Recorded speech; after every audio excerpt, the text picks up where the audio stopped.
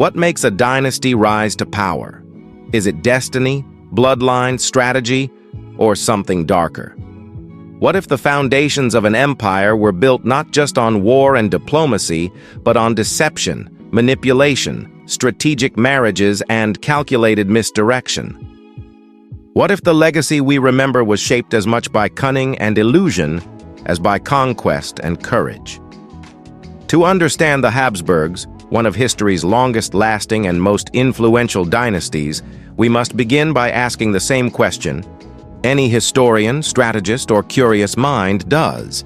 How does a single family transform itself from local nobility to rulers of an empire that spanned continents, shaped nations, and defined the political landscape of Europe for centuries?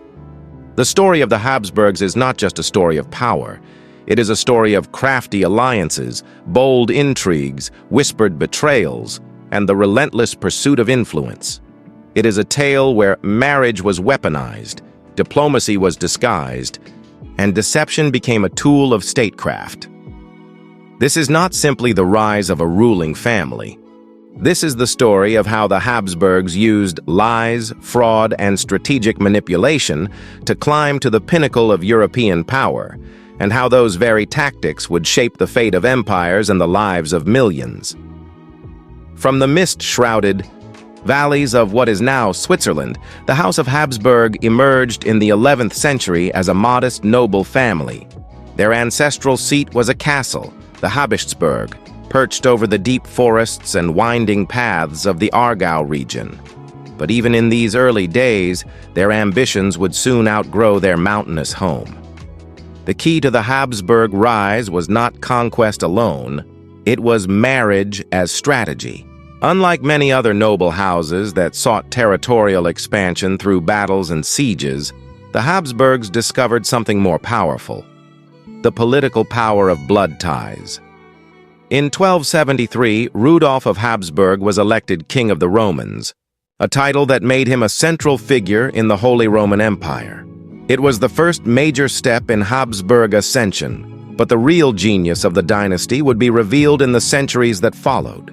Instead of waging constant war to expand territory, the Habsburgs began to use marriage as a diplomatic weapon. Noble houses in Europe would soon learn to fear not just Habsburg armies, but Habsburg brides. This strategy was crystallized in a phrase that would come to define the dynasty's political philosophy. Through carefully arranged unions, the Habsburgs gained control of some of the richest and most powerful realms in Europe, including Castile, Burgundy, Bohemia, Hungary, and ultimately Spain and its vast overseas empire. But with great alliances came great expectations, and often great deception. How did the Habsburgs maintain loyalty among their vast, diverse realms? How did they manage the delicate balance between cooperation and domination? The answer lay in something subtle yet powerful. Diplomacy cloaked in secrecy, promises cloaked in ambiguity, and alliances cemented not just with vows, but with veiled threats. The unions between powerful houses were often less about love and more about control of resources, influence, and geopolitical advantage. These marriages solidified treaties and ensured that even rivals became kin. And once kin, they were bound, willingly or otherwise, to the Habsburg sphere of influence. But as the dynasty expanded, so too did the complexity of its web of alliances.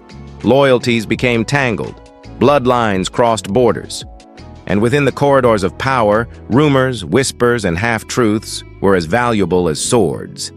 This web of intrigue reached its zenith in the 16th century with the reign of Charles V, one of the most powerful monarchs in European history. He ruled an empire where the sun never set, stretching across continents, oceans, and cultures. Spain, the Holy Roman Empire, the Netherlands, large parts of Italy, all were united under his banner. Gold and silver flowed in from the New World. Armies marched across Europe. The Habsburg influence was unmatched. Yet for all his dominance, Charles V faced constant struggle. He battled internal rebellions, religious unrest brought on by the Protestant Reformation, and relentless conflict with France and the Ottoman Empire. His empire was vast, but it was also fragile, held together by treaties, marriages, and endless negotiations. Some historians argue that Charles V inherited more territory than he could realistically govern. Underneath the surface of royal splendor, the machine of empire was strained. Communication lagged across borders. Regional identities grew restless, and the dynasty faced an impossible task, maintaining unity in an ever-shifting landscape of power. Still, for a time, it worked. While secret negotiations and marital alliances were central to Habsburg's success, diplomacy was only one side of their strategy. There were also times when deception, deliberate, calculated, and often ruthless, played a role. These were not always blatant lies told to foreign courts. Often they were half-truths brushed with ambiguity, treaties that sounded promising but hid unspoken caveats, and promises that dissolved once they served their purpose. A famous example lies in Habsburg dealings with rebellious provinces in the Netherlands during the 16th century. Promises of reform, religious tolerance, and autonomous governance were made, only to be retracted when political winds changed. These broken assurances inflamed resistance and helped fuel long wars that would eventually fracture parts of the empire. This raises a chilling question. If promises are abandoned and treaties are broken, what separates a ruler from a tyrant? At what point does strategic deception become betrayal? Across centuries, the Habsburg dynasty navigated these murky waters. They expanded through marriage. They solidified alliances with whispers in royal chambers. They maintained control with negotiated treaties and, yes, with deception when necessary. And while no dynasty in history was free of political manipulation, the Habsburgs often seemed to use it as a deliberate tool, wielded with precision, without remorse, and with uncanny effectiveness. But the story of the Habsburgs is not simply one of strategic marriages and diplomatic maneuvering. It is also a story of religion, identity, conflict, and cultural legacy. At its height, the Habsburg dominion encompassed a bewildering variety of peoples: Germans, Spaniards, Italians, Czechs, Hungarians, Dutch, and more, each with its own language, traditions, and political aspirations. The challenge of governing such a vast, diverse empire was immense. Religious upheaval added another layer of complexity. In the 16th century, Europe was convulsed by the Protestant Reformation, a seismic shift that challenged the authority of the Catholic Church and reignited ancient tensions. The Habsburgs, deeply tied to Catholicism, became front-line defenders of the faith. This allegiance brought them glory among fellow Catholic states, yes, but it also ignited fierce conflict with Protestant regions and leaders. Bloody wars erupted, armies clashed, entire cities were destroyed.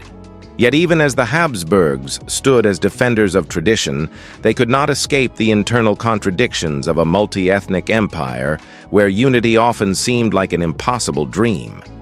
By the early 17th century, the tensions that had simmered beneath the surface exploded into the 30 Years' War, a conflict that would reshape Europe. It was a war marked by brutal sieges, religious slaughter, famine, and political realignment. The devastation was immense. Some regions lost up to a third of their population. Economies collapsed. Entire landscapes were depopulated, and at the heart of it were rulers who believed that their claims, their power, their authority, their very vision of order were worth fighting for, even when the cost was beyond comprehension. War eventually ended with the Peace of Westphalia in 1648, a series of treaties that many historians consider the beginning of the modern state system. But by that time, the Habsburgs had already learned a harsh lesson. Empire built on manipulation, and fragile alliances could bend under pressure. Diversity could become discord. Power could bring enemies both inside and outside the throne room. Despite these challenges, the Habsburgs endured. They adapted. They shifted power centers. Spain declined. Austria rose. The family branched into distinct lines: Spanish Habsburgs and Austrian Habsburgs, each playing their role in European politics. But the legacy of deception and strategic maneuver persisted. The dynasty mastered the art of intrigue, using secret treaties, double-edged diplomacy, and marriages that masked ambition behind elegant vows. No empire in history was as adept at turning personal relationships into political leverage. And yet, for all their cunning, the empire faced recurring internal fractures. National identities grew stronger. Regional dissenters challenged Habsburg authority. The pressures of modern political thought, nationalism, constitutionalism, and Enlightenment ideals began to tear at the seams of dynastic rule. By the 19th century, the Habsburg Empire struggled to maintain relevance. The old methods of control, marriages, alliances, diplomatic subterfuge, were no longer sufficient in an age demanding representation, unity, and national sovereignty. The empire became a patchwork of conflicting interests, languages, and political movements. The final blow came after World War I. In 1918, the Austro-Hungarian branch of the Habsburg dynasty collapsed. Centuries of power dissolved almost overnight. The grand network of alliances and old-world diplomacy could no longer hold back the tide of history. Maps were redrawn. Empires disintegrated. And what remained was a legacy, complex, debated, and deeply influential. Today, when we look back on the rise and fall of the Habsburgs, we see more than a family of rulers. We see a dynasty that mastered the art of political strategy and human psychology. We see how marriages were as powerful as armies. We see how whispers shaped treaties. We see how promises made under chandeliers could later be broken in back rooms. We also see a powerful lesson about the nature of power itself. What does it mean to rule? Is it strength of arms or strength of mind? And at what point does the clever use of deception cross a line into betrayal, not just of allies, but of the very people a ruler claims to protect? The Habsburg story challenges us to consider these questions, not just as historians, but as citizens, leaders, and observers of human conduct. It forces us to grapple with the uncomfortable truth that power is often exercised not just through dominance, but through persuasion, secrecy, and carefully crafted illusion. Yet for all the criticism of their methods, the Habsburgs also left behind a remarkable cultural legacy: magnificent architecture, patronage of the arts, scientific advancement, and institutions that shaped education and culture across Europe.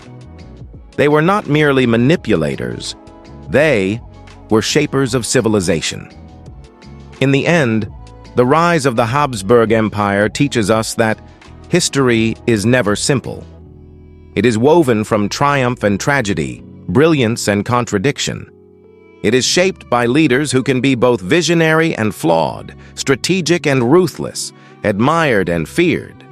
The Habsburgs remind us that power, like fire, can illuminate or consume. It can build empires or burn them down. It can create beauty or inflict devastation. And what we choose to remember, whether tales of glory or cautionary warnings of deception, reveals as much about us as it does about them. So when we look at the history of Europe, at battles fought, treaties signed, crowns passed from one hand to another, let us also remember the forces that worked in shadows. The bargaining, the promises made and broken, the alliances forged through calculated marriage, and the intricate dance of diplomacy and deception. For this is the true story of the Habsburgs. Not just a dynasty of kings and emperors, but masters of the art of human influence. A dynasty born of ambition, sustained by strategy, and remembered not just for the lands they ruled, but for the legacy of cunning that outlived their throne.